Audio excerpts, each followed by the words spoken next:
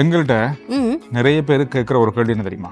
அதாவது நாங்க கொழும்புக்கு வந்தா நல்ல சுத்தமான விசாலமான குடும்பத்தோட நிக்கிற மாதிரி ஒரு இடம் இருந்தா சொல்லுங்க. அவங்களுக்கான ஒரு வீடியோ தான் இது.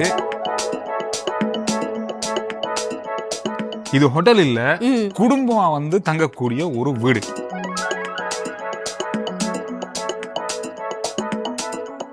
இங்க வந்து 5 வீடு இருக்கு. 4 வீட்டுல 3 பெட்ரூம், ஒரு வீட்டுல 5 பெட்ரூம்.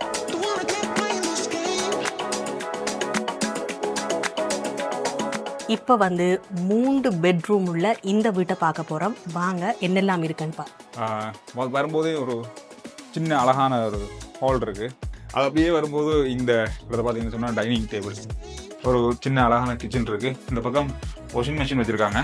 இந்த பக்கம் ஒரு ரூம் இருக்கு, இந்த பக்கம் ஒரு ரூம் இருக்கு, இங்க பக்கம் ஒரு ரூம் இருக்கு, பால்கனி இருக்குன்னு நினைக்கிறேன்.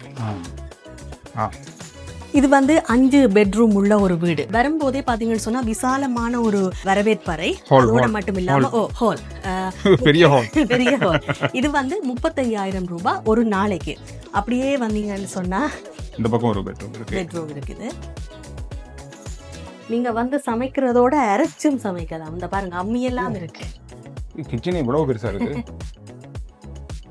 ஒரு பெரிய குடும்பமா வந்து நிக்கிறதுக்கு, அதாவது நீங்க வந்து இப்ப வெளிநாட்டுக்கு போறதுக்காக பயணம் அனுப்புறதுக்கு ஊர்ல இருந்து வருவீங்க, அந்த மாதிரி ஆட்களுக்கு நல்லம். அதோட இப்ப இங்க வந்து ஏதாவது ஃபங்க்ஷன் நடக்க போகுது அப்படின்னு சொன்னா ஊர்ல இருந்து வாராக்கள் தங்குறதுக்கு, எல்லாருமே குடும்பமா ஒரே இடத்துல நிக்கிறதுக்கும் வந்து இந்த இடம் நல்லா. வாகனத்துல வாரண்டாலும் இங்க வாகனம் பார்க் பண்றதுக்கான இடங்கள் இருக்கு. இங்க இருக்கிற 5 வீடுகளுக்கும் தனித்தனியான வாகன பார்க் பண்றதுக்கான இடங்கள் இருக்கு. இந்த இடத்துல இருந்து 2 நிமிஷம் நடந்தாலே கொழும்பு நீர்கொழும்பு பிரதான வீதிக்கு போகலாம். 5 நிமிடம் முதல் 10 நிமிடங்கள் போகும்போது ஹெந்தல ஜங்ஷனை அடையக்கூடியதாக இருக்கும். அதோட ஹேமாஸ் வைத்தியசாலை என்று வத்தலில் இருக்கிற மிக மிக முக்கியமான இடங்கள் எல்லாமே இந்த வெஸ்டின் விழாக்கு பக்கத்துல இருக்கு. வெளிநாட்டுல இருந்து வரவங்க மட்டும் இல்ல, நம்ம நாட்டுல இருக்கிறவங்களும் கொழும்புக்கோ அல்லது வத்தலைக்கு வரவங்க இந்த இடத்தை பயன்படுத்தலாம். மேலதிகமான விவரங்களை அறிந்து கொள்றதுக்கு இந்த தொலைபேசி இலக்கத்துக்கு அழைத்து தெரிந்து கொள்ளுங்க. அது மட்டும் இல்லாமல் முதல் கமெண்ட்ஸ்லையும் டிஸ்கிரிப்ஷன்லையும் தகவல்கள் இருக்கு.